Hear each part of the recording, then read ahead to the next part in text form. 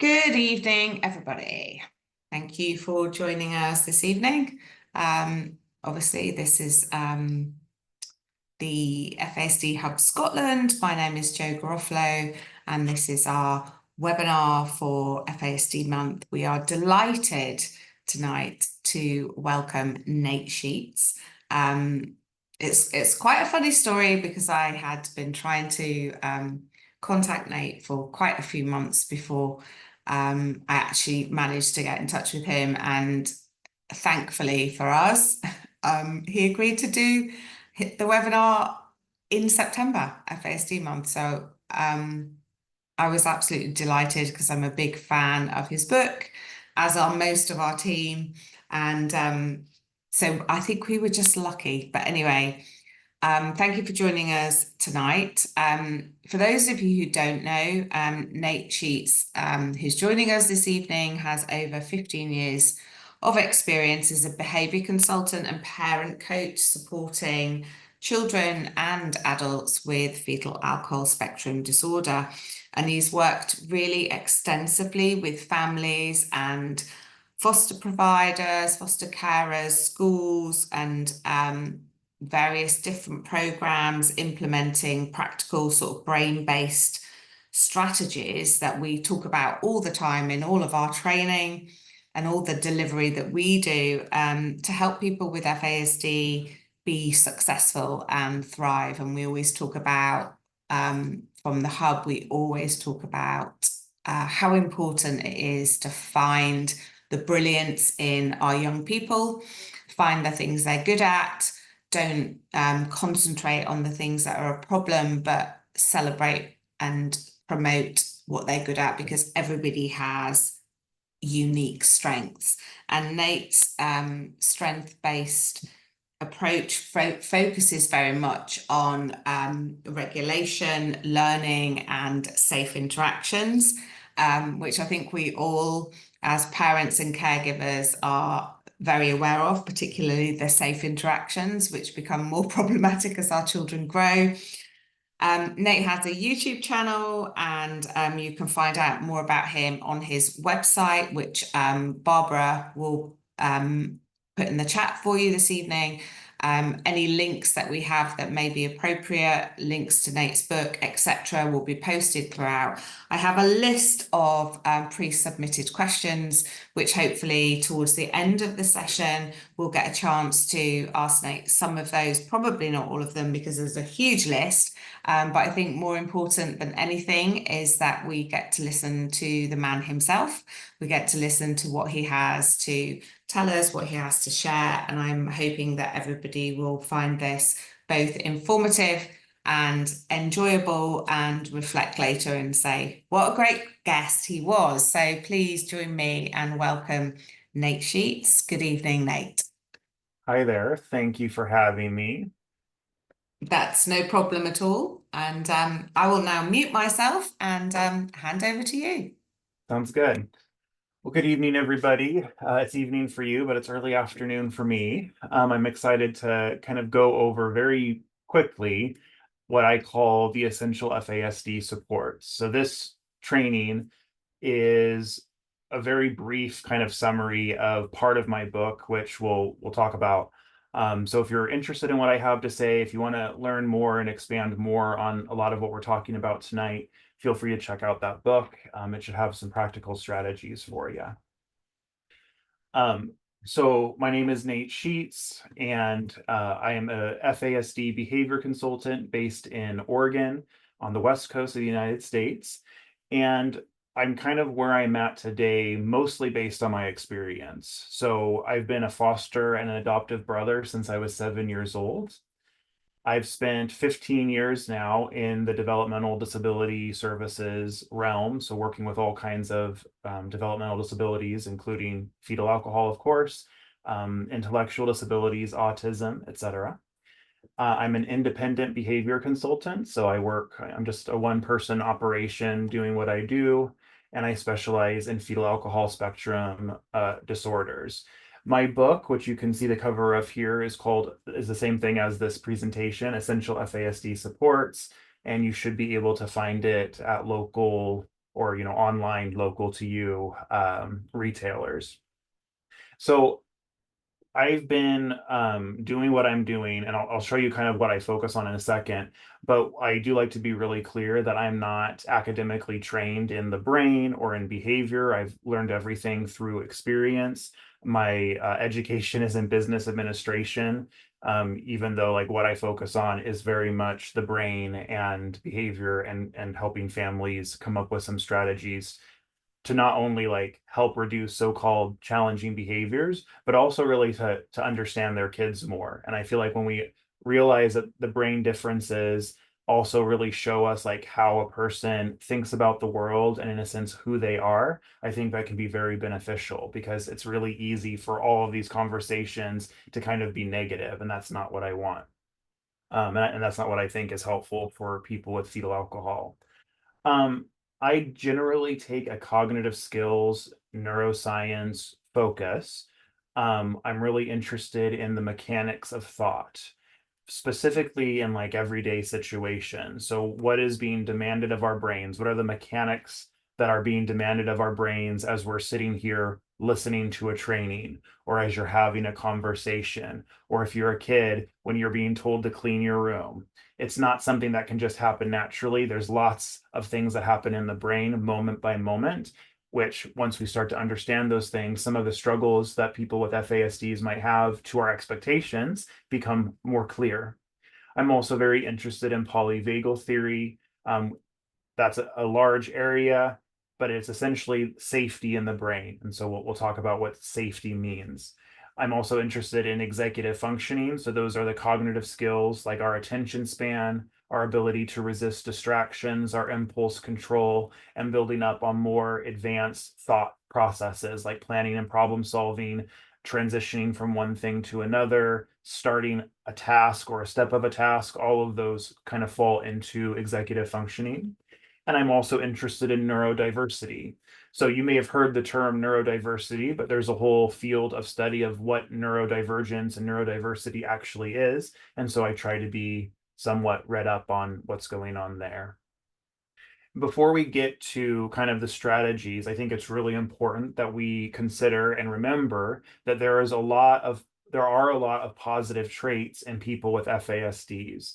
And if we're not careful, a lot of the context, a lot of the tones can be really negative when we're talking about it, and that's not the direction that I think is particularly helpful. People with FASDs can have a wide variety of strengths, just as wide as the general population. They can often be really good with animals. They can be great at expressing themselves and speaking. They can be very empathetic. They can be successful in a wide variety of vocations and jobs and careers. They're often artistically talented or musically talented. They can be great with younger kids. They're often motivated to help others. They can be very social and friendly, and they can have true cognitive and academic strengths. I have clients who go to college who have, I mean, there's advocates out there who have advanced degrees, more advanced than mine, and they have an FASD. So that, the strengths are really important for us to remember. But what the strengths do have an effect on is what we and which applies to most people with FASDs, is invisible disability. So while there are going to be exceptions, some of you might have kids who have certain facial features. Most people with prenatal alcohol or prenatal substance exposure, you can't really tell by looking at them. And so not only do they have an invisible disability, but they do have strengths. And when somebody has strengths, it confuses the people in their life when they start to struggle. And we almost immediately go into a you got to try harder kind of mode. We expect them to knock it off, try harder, because we know that they've done this before. And so that's what we expect. But as we are going to learn, just because somebody can do something on one day does not mean anything when it comes to the next day or a few days after that. Another thing I just wanted to point out is that there's many different systems that people with FASDs are navigating. So they have their own family, which is like their first system, but then they have the school systems, the mental health systems, the medical systems, the justice system. Maybe they're in foster care, so they're in the foster care system. And then there's the context of society as well. And I mean, I live in the United States, but I'm going to assume that over there, things are not necessarily much better. None of the systems are doing a great job for people with FASDs, maybe except, of course, for some family systems. So, generally speaking, I'm sure there's exceptions, but schools don't really get it. And that is creating some stress and things that we have to problem solve. Therapists are not trained on it. So when somebody who's maybe been through trauma and has an FASD goes to get some support from a therapist, that therapist may not know how to communicate with them or go over certain ideas in a way that works for the FASD brain. The systems themselves include, from a child's perspective, professionals and adults, the processes that all of those systems are supposed to follow, the stated ideals and goals of those systems. So a lot of systems say things that kind of sound great, like, oh, this is going to be great, but then the other things don't match up, and policies and laws were governing the system. And again, there's always exceptions. I don't want to paint with too large of a brush, but generally speaking, systems are neither informed or equipped to support people with FASDs. They struggle when somebody has an invisible disability. That makes it more difficult for them to be supported. They struggle with inconsistent skills, which we just talked about, doing something on one day, but not being able to do it on another day. Generally, sensory dysregulation is not understood or well supported in these systems. Trauma, we're in the United States, we're trying to become trauma informed, and I guess that's a good direction to go in, but there's still a long ways to go in terms of how do you practically work with children, especially who've been through trauma, and then who also have a developmental disability like FASD on top of that.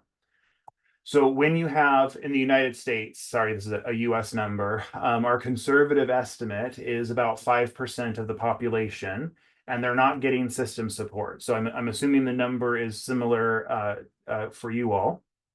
But regardless of the number, when a certain percentage of the population that's not insignificant, that's a lot of people, don't receive support, that creates stress. And my framework in general is trying to prevent stress, even if it feels like we're bending over backwards, because I've seen what happens when somebody undergoes year after year after year of stress from all ages. It's not a good outcome, and it makes things a lot harder to heal certain things or to make progress in certain areas.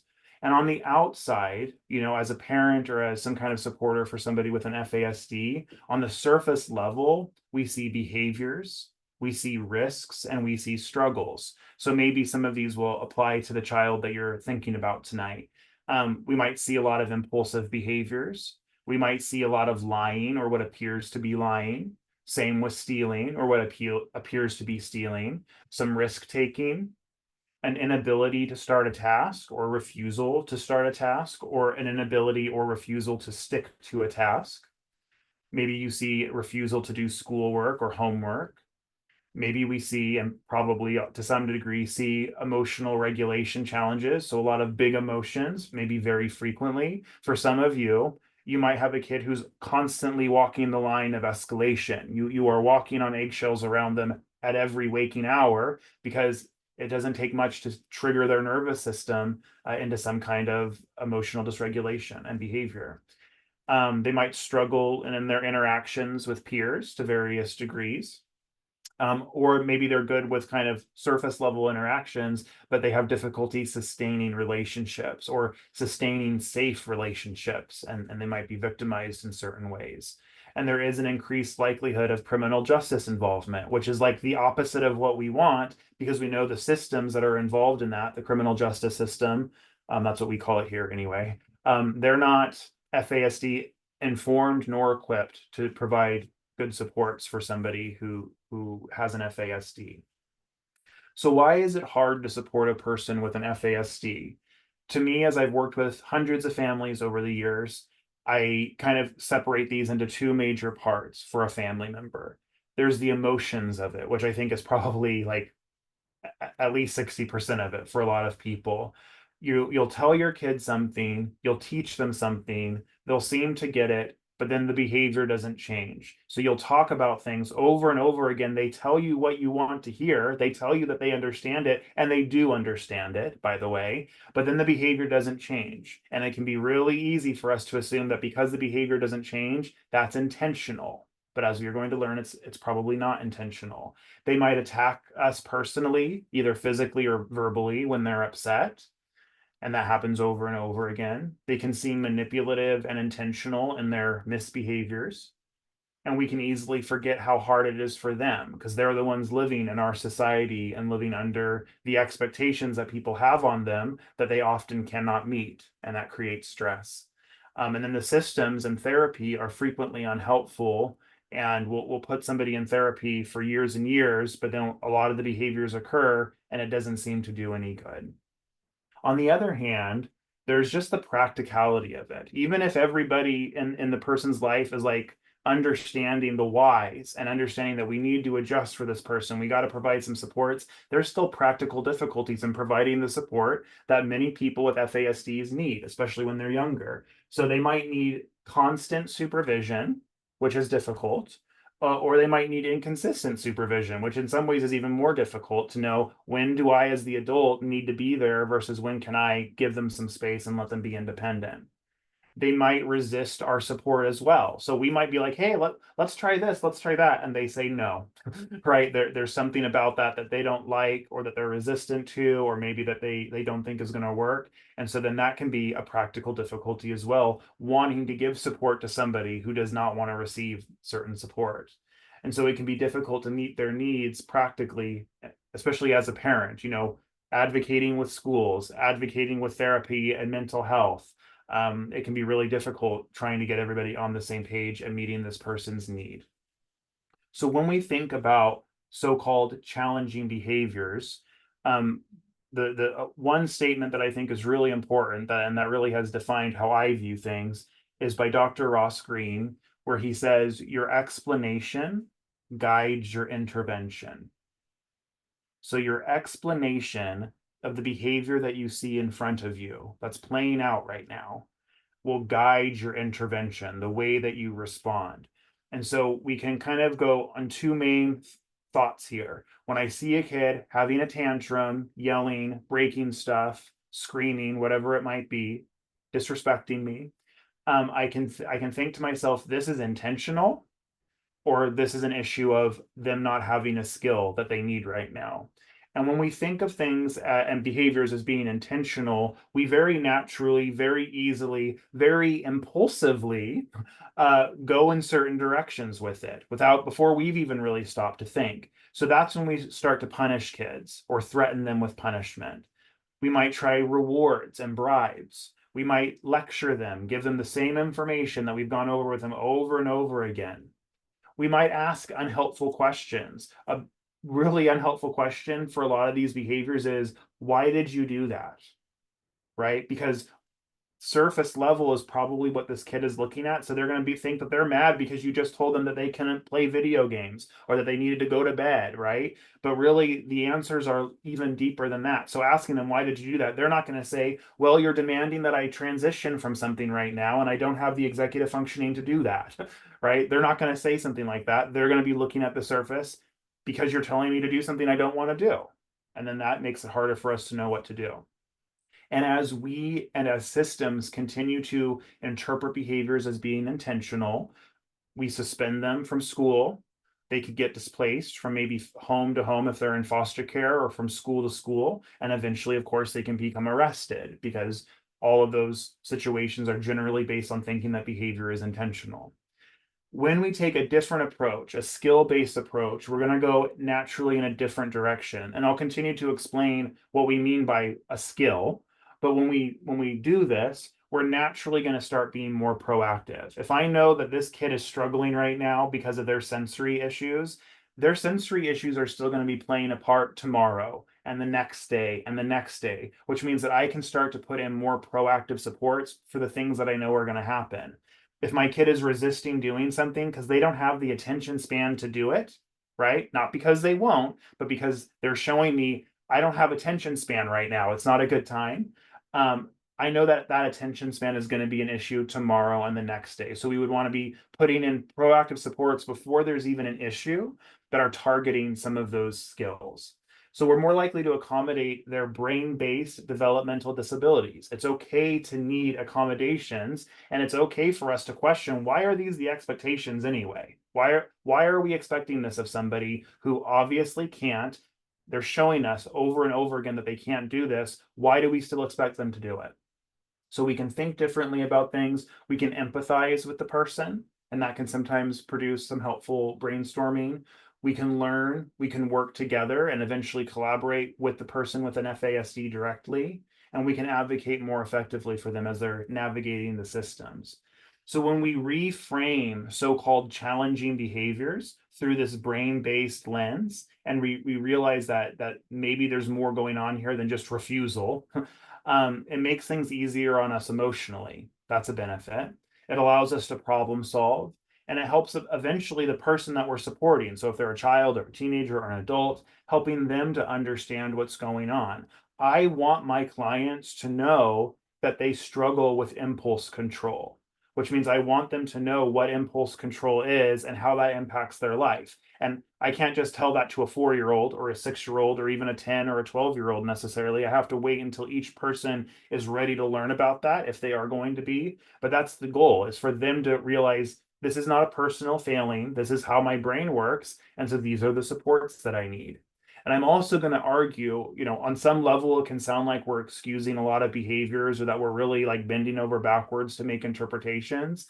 But when you really consider how our brains work, I'm going to argue that the interpretations that I'm encouraging you to make are more accurate than your gut feelings. And we're often, as parents, reliant on gut feelings. We have immediate responses and immediate interpretations to behaviors. So we have a traditional way of looking at so-called challenging behaviors and how we address them. A traditional outlook might say that children learn supposedly acceptable behaviors when good behavior is reinforced and bad behavior is punished. So reinforcement and punishment are something that we're all kind of ingrained with, and they're very heavily ingrained in our systems because of the early days of psychology and behaviorism, but it's more complicated than that.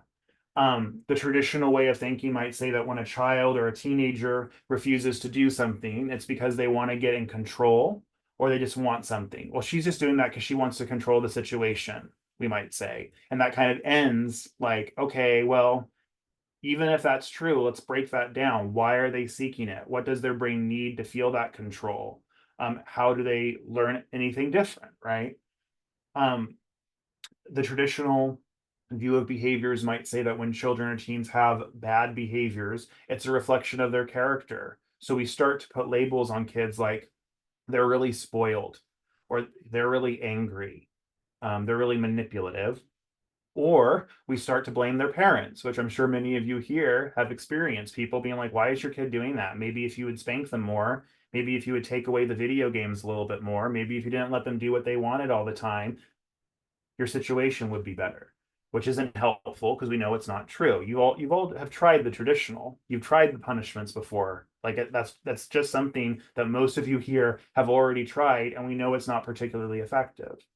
And so instead of the traditional view of behavior, we're taking that can't versus won't lens. So on the surface, it looks like a won't. It looks like this child will not, right? They're refusing. Will not do what we are asking them to do. But really what's going on is they can't do it, despite what the surface might look like. And so when we take this, it changes how we're going to approach certain things. So-called challenging behaviors happen when someone is expected to use a cognitive skill that they either don't have or they can't access in that moment. Children and teens want to be successful, but they need supports to do so in a society that misunderstands them. And the skills that we want them to learn, right, that we're desperate for them to learn in some situations, those will start to be learned when expectations, interactions, and other situations are appropriately supported. We have to adjust to where their brain is at, because pressuring them to learn quicker for our convenience or for the convenience of the systems, that just doesn't work and usually makes things worse. So FASD in particular, we want to realize the skills that it impacts, and it impacts many, but the ones that we want to be focused on, which give us a reason for the supports that we'll be looking at today. So generally speaking, people with FASDs are going to struggle with processing verbal language in real time. This might improve as they get older. You're going to see different severities of this. But what we really want to avoid is assuming that this is a strength of a child when it is not. And that's very easy to do when somebody has an invisible disability. And like I mentioned before, many people with FASDs can actually speak pretty well. So that when somebody can speak well, think of how I'm speaking to you, right? You're going to assume that I'm going to be able to process verbal language at the same rate and the way that I speak. And that might be true in some situations, but is not true consistently. So in some ways, I want parents to assume that their kid is not catching everything that's being said to them verbally instantly, but that there's some kind of processing issue. They're either missing something or there's going to be a delay in processing that language. And by starting there, you can see what supports are helpful, and maybe in the long run, it's not that big of an issue, but that's where I want you to kind of start with. There's also several executive functioning skills or differences that are impacting somebody with an FASD. So their attention span, their working memory tends to be poor. Impulse control is one, and higher level thought is kind of a little bit more mixed. So some people might really struggle with planning and problem solving, while others may not. Others might really struggle with transitioning from one thing to another or one thought to another in some situations, while others may not. So it really just kind of depends. Processing speed in general is slower, so we're not going to expect what feels like instant processing of information. So not just language that we're using, but just as they're taking in information, they might need some time to process that.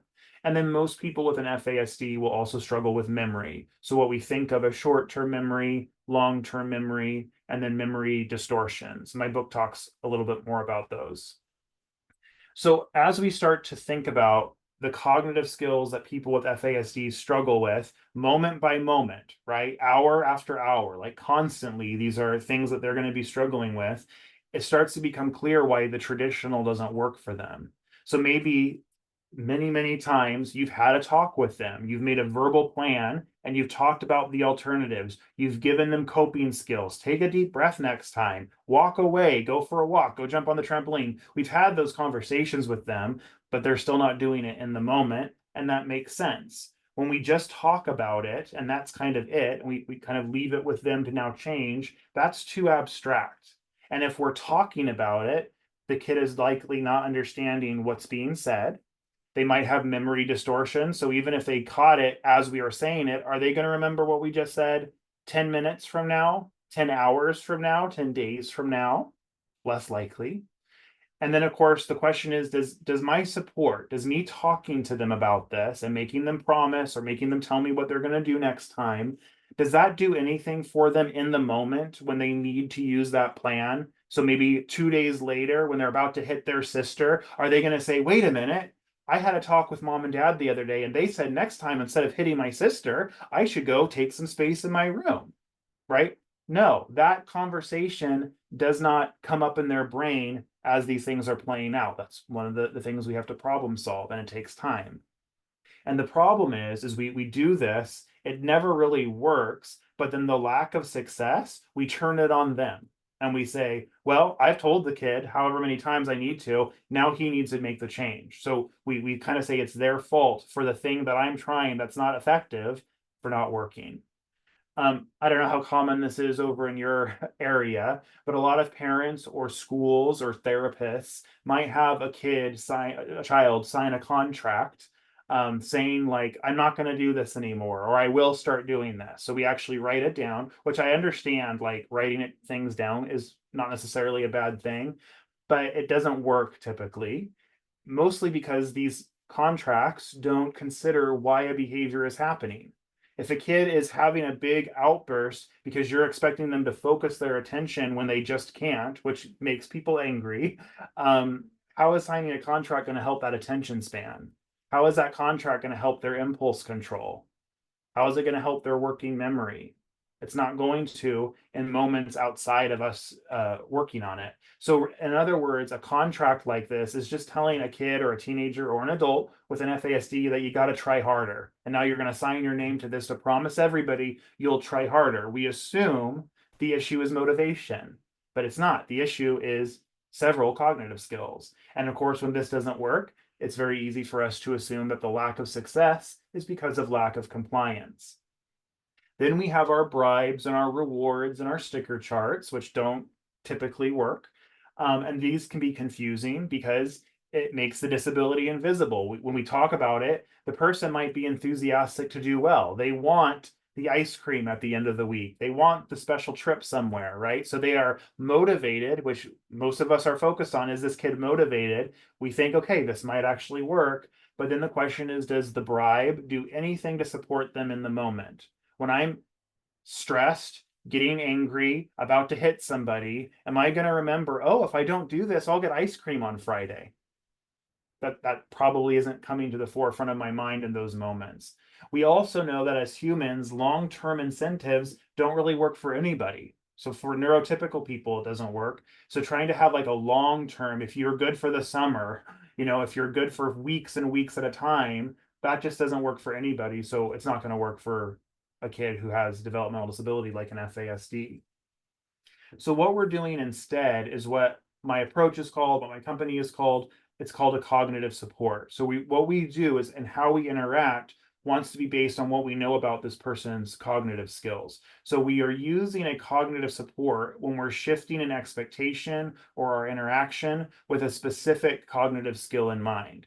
So the support itself, you might be doing cognitive supports already. If you give your kid some time to think about a question because you realize they need some time to think, to actually really think about it, that's a cognitive support. It becomes a cognitive support when you think of a specific skill. So I might tell a kid, hey, don't answer right away, just think about it. And then I ask my question.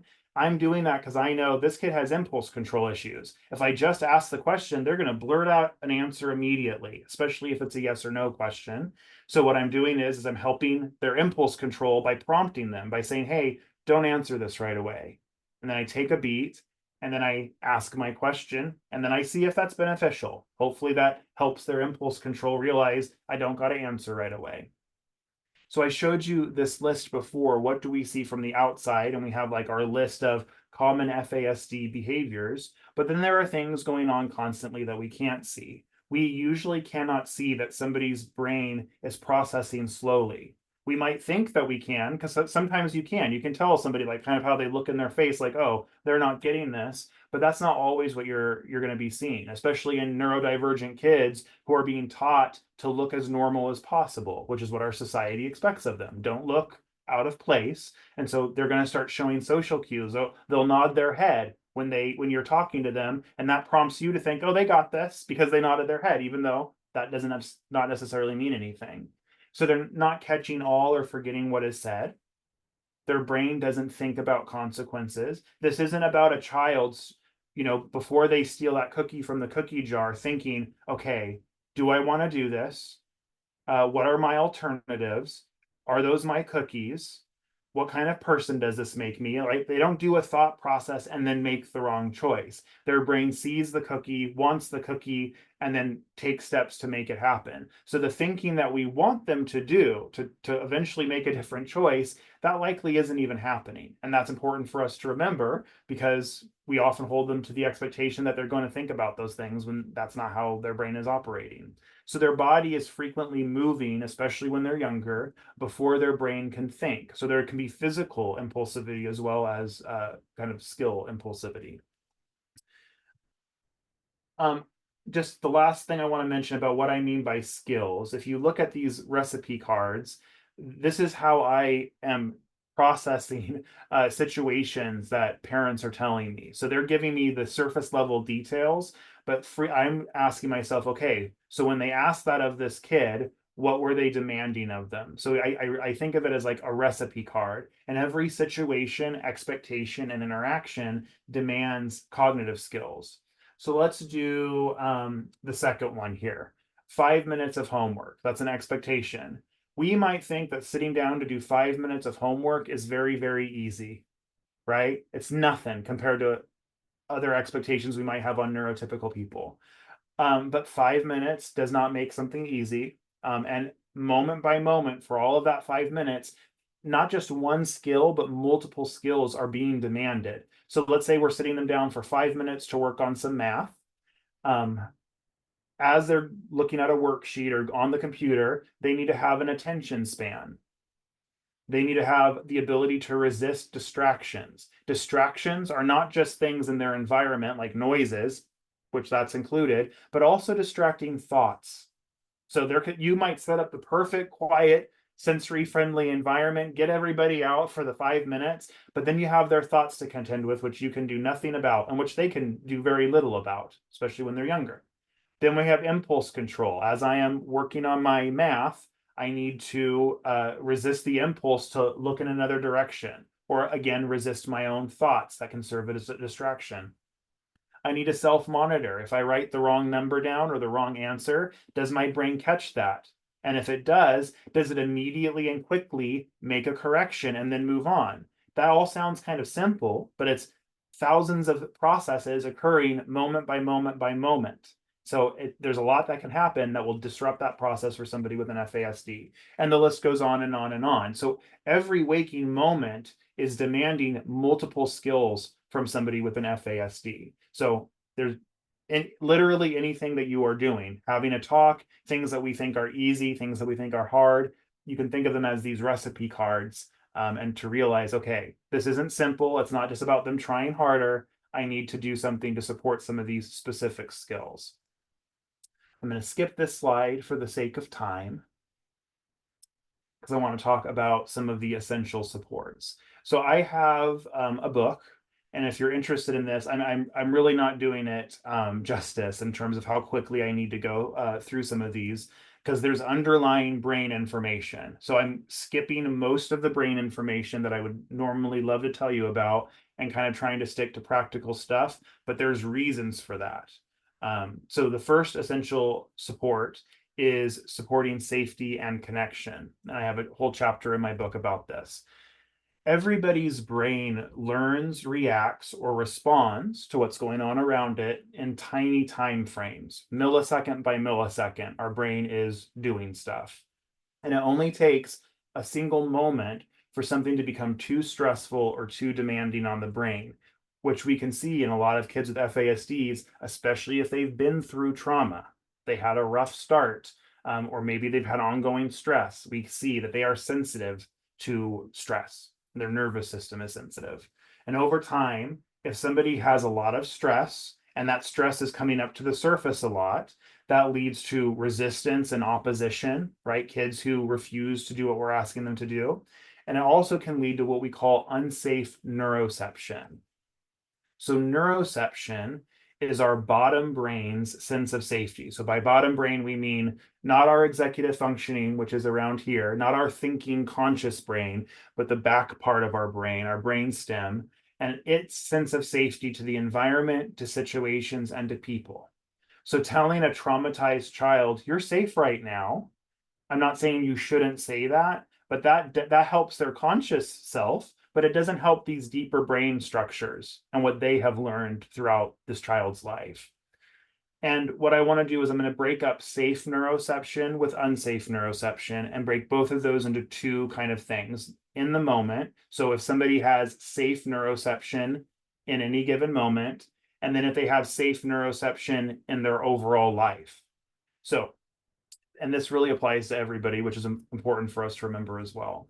So when we are feeling safe, when our brain stem is feeling safe, regardless of what we think, we'll be able to interact warmly with others. So that is, the safety is what unlocks our social abilities, social being family as well as other people. Our bodies will feel more relaxed and calm. We can co-regulate with others when things go wrong, and we can learn. Very important to remember. If you send a kid into a school where day after day their brainstem is telling them that they're not safe, they're not going to be able to learn. Like, we very clear in neuroscience, when these things are triggered, that ability shuts down. So the question is, are the education issues about this kid's like ability to learn, or is it about even more basic, that they need to feel more safety at school and the things that are triggering lack of safety. When we overall have safe neuroception, right? It's good for us to have unsafe neuroception if we're actually in danger. But assuming that that doesn't apply, and we're generally feeling safe, that will help us as infants and toddlers through our developmental processes. So if you're working with a kid right now, or you're the parent of a kid right now who we know that didn't happen when they were an infant and toddler, that there was stress or trauma, that gives us a clue that this kid's brain is likely feeling unsafe, even in situations where we don't see any danger. Um, and when we're able to have safe neuroception, we're actually able to think about our behaviors and control our behaviors in a different way. And what we're able to do is what we're often expecting kids with FASDs to do when they can. So wanting them to stop, take a breath, go take space in their bedroom for a few minutes before they have a big behavior, that's demanding too much of them. That's asking them to use their thought processes to shape their more basic responses. And that's unreasonable. It has to happen the other way. That's the long-term progress. And that's how our coping skills are built, healthy coping skills.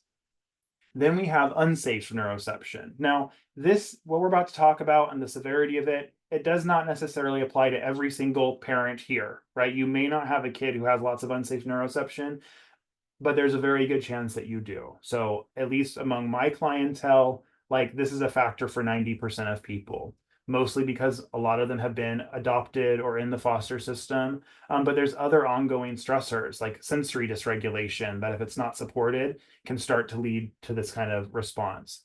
So in any given moment, when our brain starts to feel unsafe, and this applies to us as well, we start to get defensive.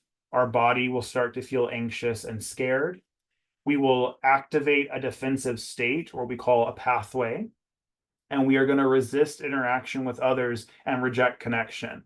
And I see parents go into this state all the time and then deny that they were in that state. But it doesn't have to be a big thing. So you might have a kid whose behavior is minorly irritating you, and you say with just a little bit of an edge, "Hey, could you stop?" Right? Or please don't do that. And from the parent perspective, because I wasn't yelling, because I didn't feel particularly angry, that like I was fine, but that was still unsafe neuroception. You can feel it in the slight edge, and a lot of these kids are ultra sensitive. So we might think of it as a slight edge, but because their brain has learned that that is danger, you're going to get some kind of dysregulated response or an adaptive response to that.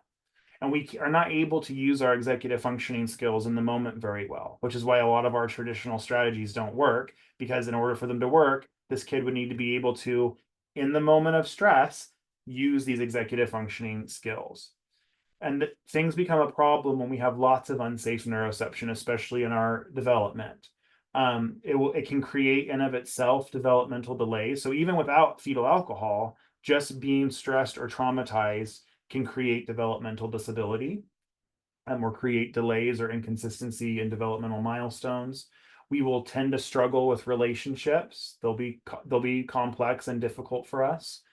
Our cognitive skill development might be delayed, and we're going to have ongoing challenging behaviors with no coping skills. And that within of itself is an ongoing stress.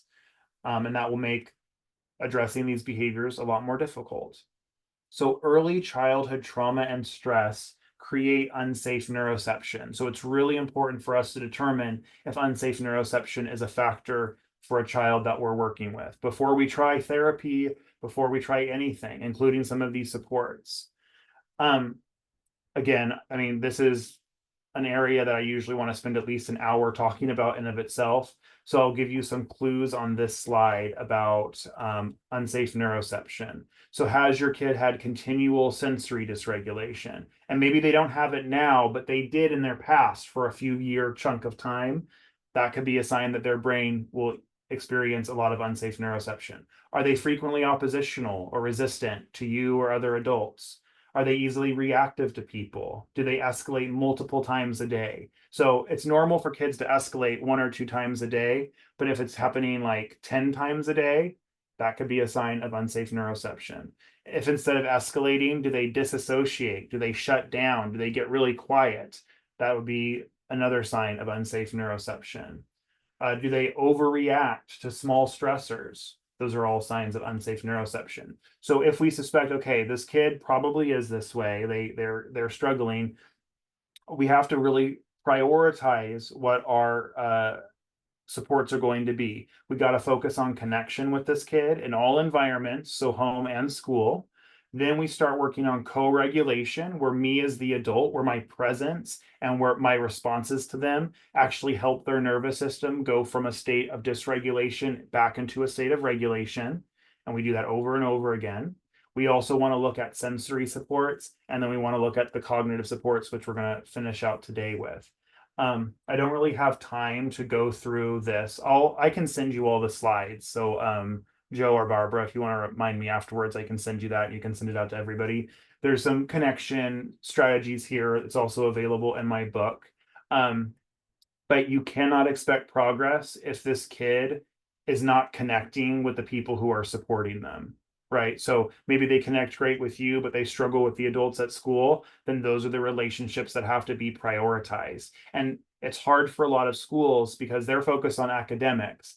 But these kids, we can't focus on their academics until their neuroceptive safety, their brain's ability to even be in the environment to learn, is actually opened up. And oftentimes that's not even happening, and it's not even known to be an issue. And we just kind of keep trying to get them to learn despite their brain kind of being a little bit reactive to the environment. So there's overall connection. And then on this slide, we have in the moment supports. So if I'm working with somebody who I know well, really anybody, but especially who I know will have unsafe neuroception easily, I have to be very intentional in how I talk to them, right? And the tones that I use. And if they're younger, there's additional things we have to take into account. And that can be hard for a lot of us adults, especially at the end of the day, right? Especially when we've already had a lot of stress, to kind of keep our voices light. So I'm not saying you have to be perfect at it, but when there's resistance to it because you're not able to, then that's just fine. We're having a human moment where I'm not able to keep up the neuroceptive cues that this child might need. So then I'm not going to expect perfection from them either. We're just going to focus on a way that we can both just move forward with as little escalation and dangerous behaviors as possible. So there's various things for us to keep in mind. So the first essential support is focusing on safety and connection, which of course there's lots within that. The second one is a little bit more practical, but not necessarily easier, and that is giving people with FASDs time to think. And what we're doing, but what we're saying by that is we want to give them time to process. Now, if I tell you you need to be giving your kid more time to process, and you think, oh, I do that, there's a good chance that you're not doing it. A lot of us overestimate our ability to do it if we don't recognize that we're not necessarily doing it.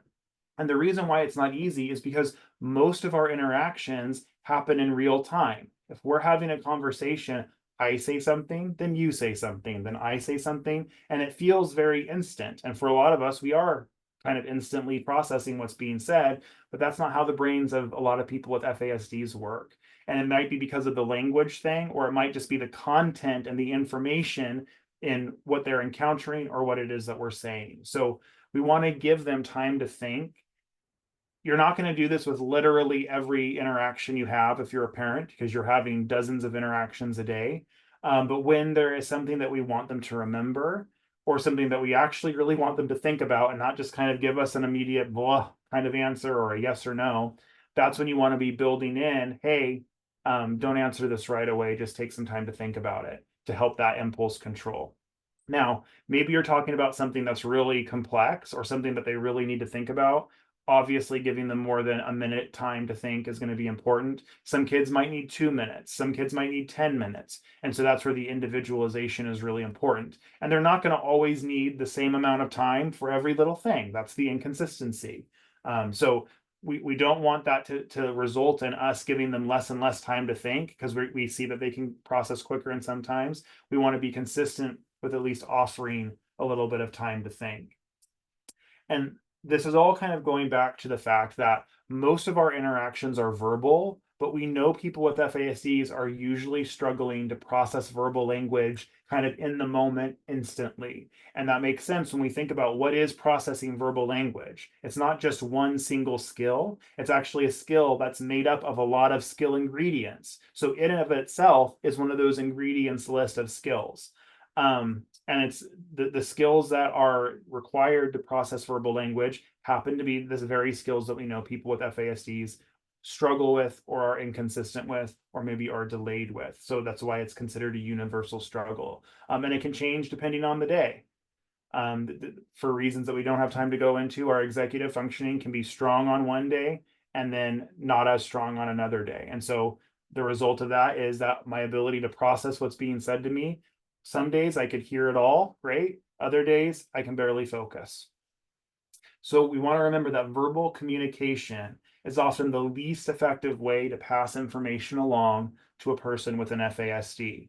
Really important to think about school, right? If a school is a teacher, if school is teacher talking at student and it's a verbal lecture, that's going to be really difficult. If other things are brought into it, videos, time to think, of course, visuals of various different kinds, that might make things a little bit easier. But even then, like a lot of schools have that stuff, but a lot of it is still verbally based. So they might need additional supports. So we want to also remember that we got to go into conversations with this person ready to give them time to think, right? And being prepared to be like, oh yeah, when I ask this, I need to ask Johnny to think about it. But we often just don't think about it ourselves. So we go in there, we start an interaction, and it's only within the interaction that we realize, oh, I probably should have given him some time to think. So that's one thing that we can work on, is trying to be proactive and thoughtful before even starting an interaction, because it's not just going to be that kind of support that will be helpful. There's multiple other supports that this person might need depending on what it is we're talking about. So we want to front load the time to think. So again, saying something like, don't answer right away, just think about it. Or in 5 minutes, I'm going to ask you about this. Take some time to think about it. If you must talk, use simple language. It can be helpful to keep certain phrases the same for some people. I think a lot of us naturally just kind of reword things differently day by day, but you might want to try consistent wording for some people, especially younger kids. We want to use visuals whenever they're willing, which we'll talk about in a second.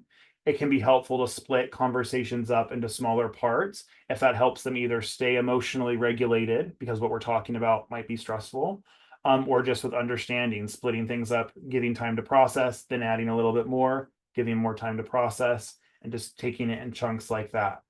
We also need to be okay with the person having slower processing speed. Instead of letting that be a disaster for us or a frustration for us, like, oh, that's how it is, right? And that's how their brain works. And we should honor that in a way, because not everybody's brain needs to work in the same way. And B, getting frustrated about it will do nothing helpful for us internally, as well as in our connection and promoting safe neuroception with that person. We also, a lot of neurodivergent people, kids, teenagers, and adults, when you're trying to get them to do something, they'll start asking questions. And a very common kind of neurotypical interpretation of that is they're being disrespectful. They're demanding that I answer all these questions just to do it.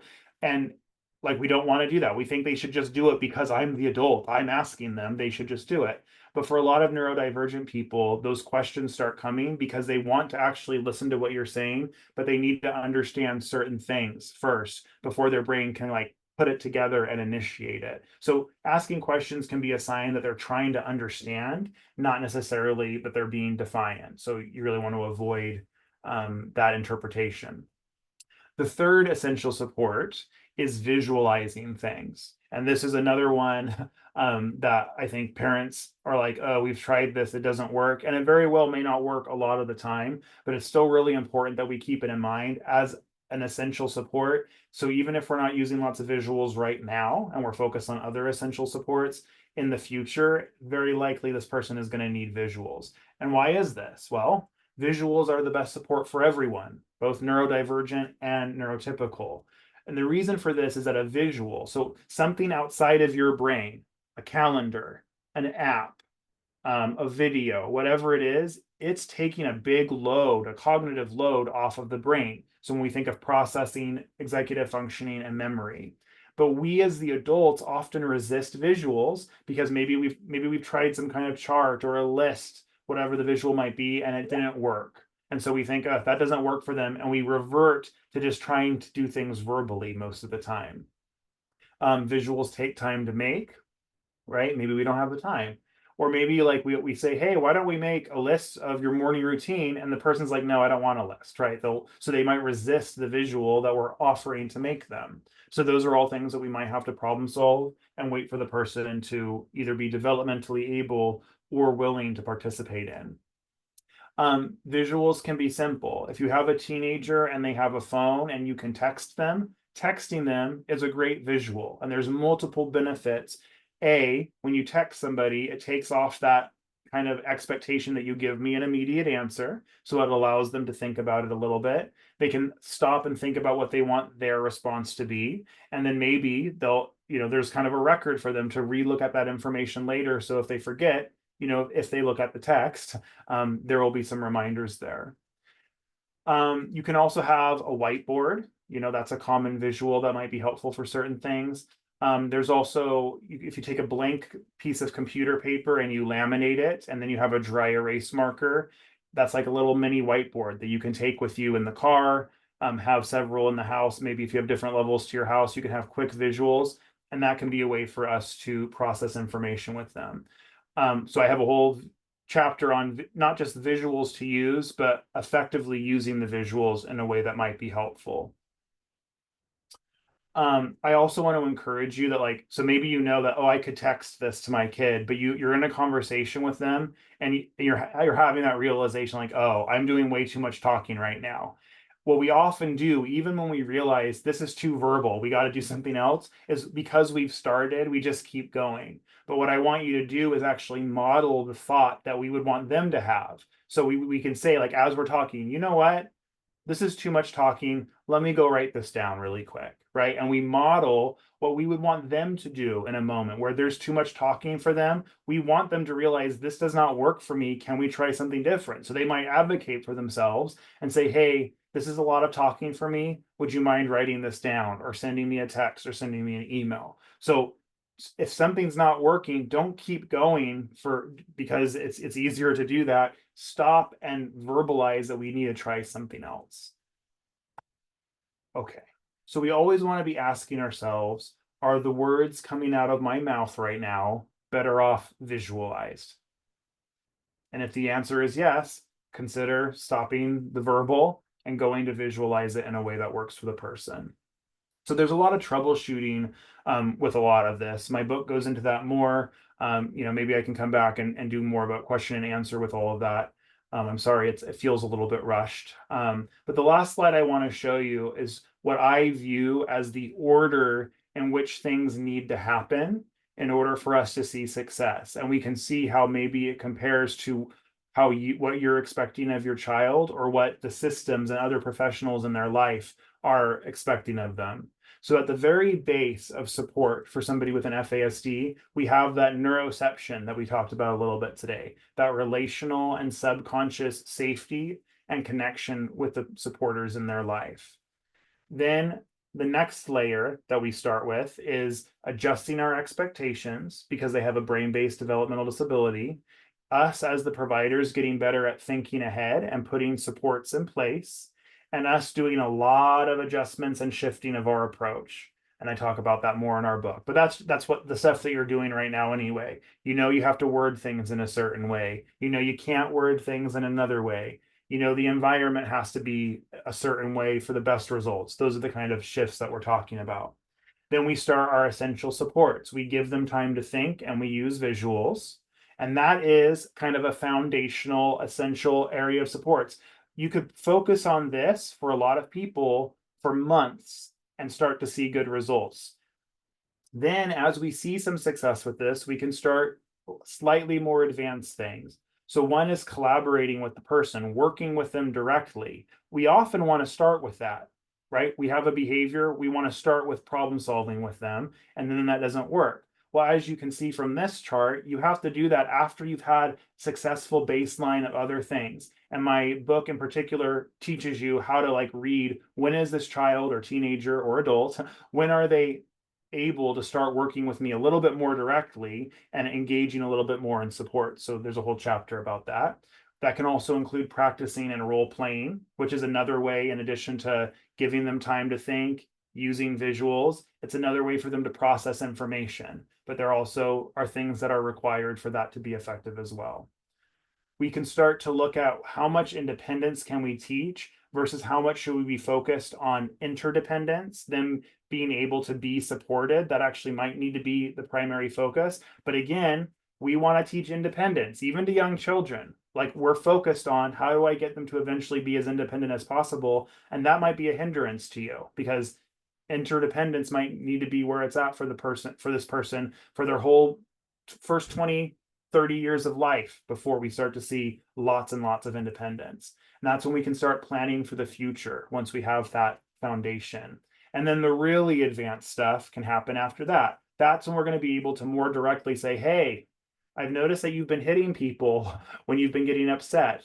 Let's talk about that and actually have a helpful conversation about that. That's when therapy can be a little bit more helpful. That's when the coping skills will be developed. That's when they can start to understand what FASD is and how it impacts them and advocate for themselves. So you really have to go, in my opinion, bottom up with these supports. And oftentimes the things that we are focused on are way too high up that chart for us to expect to work reasonably. So that was a whirlwind introduction to the essential FASD supports in my book. I hope it was helpful. Thank you so much for having me. Yeah, and I'll see if there's any questions. We might have a couple minutes. Thank you so much, Nate. That was amazing. I know you're short on time, and I'm sure everybody else is, but it was so useful. We've had a couple of questions about whether your slides will be available. I don't know. If they are, then that's great. We can share them with the audience tonight. But I guess I've got a multitude of questions that have been submitted. Lots of people saying it was really helpful, it was brilliant, it was fantastic. So I've gone through all of the questions that we've had submitted, and I've just picked out a few that I think may be beneficial, because I don't want to keep you too much longer. But one person submitted a question saying, my child's default answer to any and every instruction is no. What is the best approach to this? So the best approach, in addition to like exploring the neuroception, like usually we're getting a no because there's some stress involved. But the first thing is to not respond to that. And so I talk about this in a chapter in my book. I have a whole chapter on opposition, which this would fall under.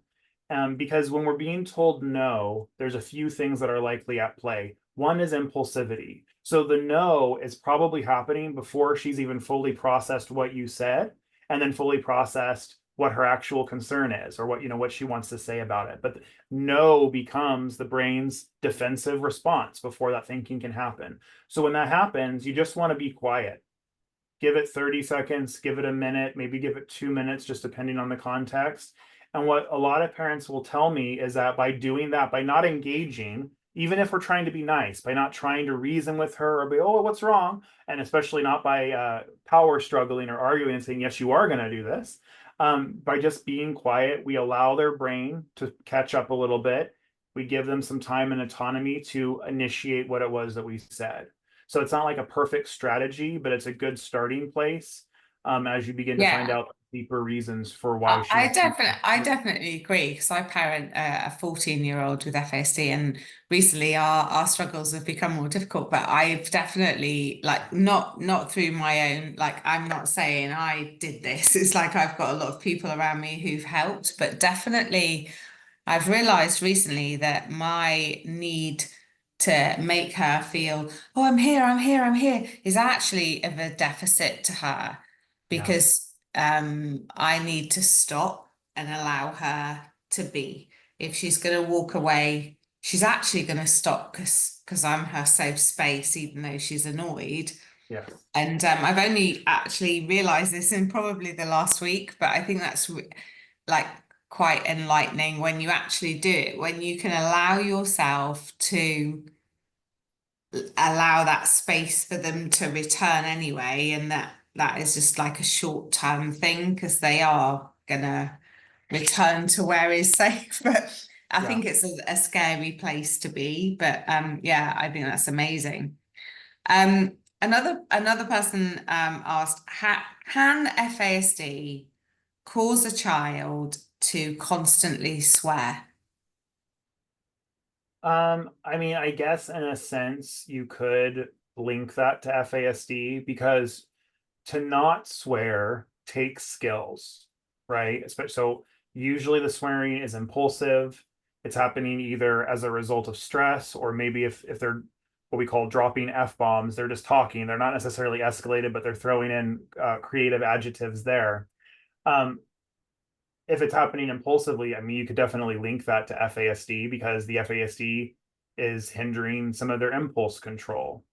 Maybe their FASD triggers some dysregulation, which immediately triggers swearing. So, I mean, I think it's okay to link it, but to say, like, does it cause it? That's sounds a little strong to me because we don't necessarily see that with everybody. So, that's like one of the interesting ways when you individualize and understand the cognitive skills that you can see, oh, it makes sense this would play out. But you could, I think you could just as easily say if that person's been through trauma, their trauma has Yeah, caused swearing, their of course, yeah. ADHD has caused the swearing. There's multiple things that impact the exact same skill set. Yeah, so I'm just gonna we've kept you way over what we'd asked you to do. So I Right. just want to tell everybody here tonight that you've shared your slides, and so we will email those to all the attendees tomorrow of this evening's webinar. I also want to just remind everybody who's on the webinar this evening that the FASD Hub Scotland are very excited to be celebrating our 5th birthday, and we have a conference in Edinburgh in November the 6th. You can get your tickets on Eventbrite. I have posted the link earlier. I could probably just post it again now before we all leave, and it would be lovely to see as many people as possible there. We've got some great guests.